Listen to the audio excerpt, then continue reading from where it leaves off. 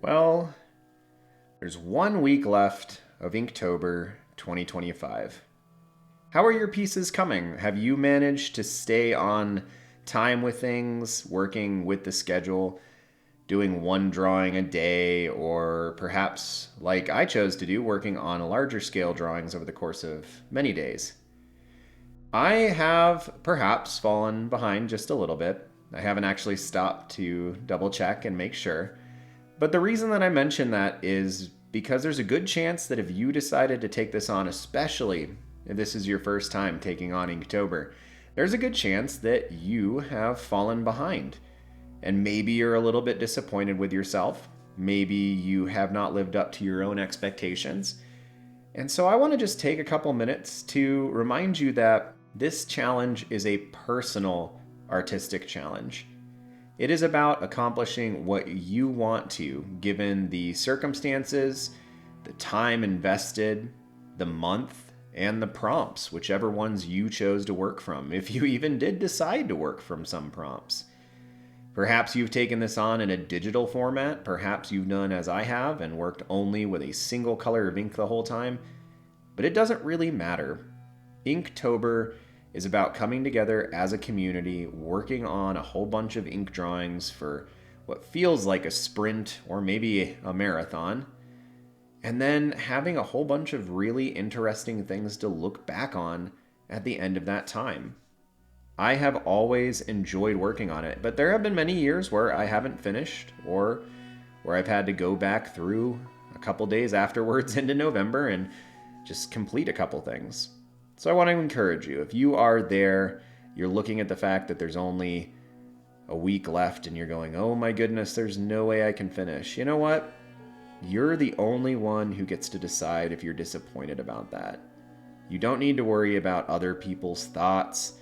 You don't need to worry about other people's expectations. And in fact, it might be good to try to dismantle some of your own.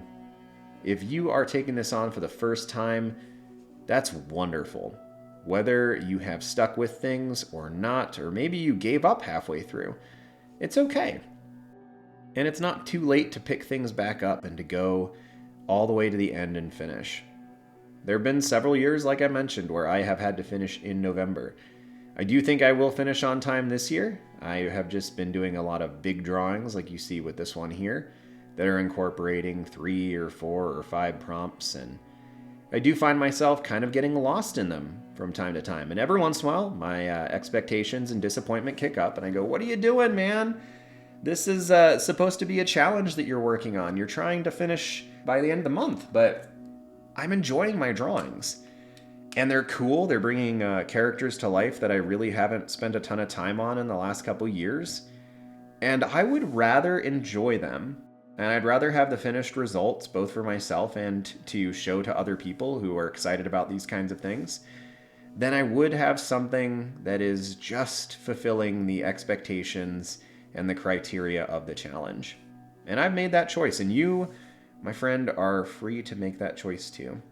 But as we continue to work through the end of this challenge, I just hope that you have had a fun time with it, that this last week goes well, that if you have been hard on yourself or if you've dropped things, that maybe you consider coming back and trying to finish off strong. Maybe that takes the form of doing a whole bunch of tiny little drawings just to help yourself feel good about actually completing the challenge, and maybe it's realizing that you don't have to complete it within that month like you originally planned. This is a challenge for you personally. For me, it's always been about the push to do things that I don't normally do. Sometimes that's just the prompts. Sometimes that's the overarching goal. Last year I tried to tell a story with all the pieces and was really excited about how that came out. This year I'm diving into characters that I've frankly been too scared to bring to life for years.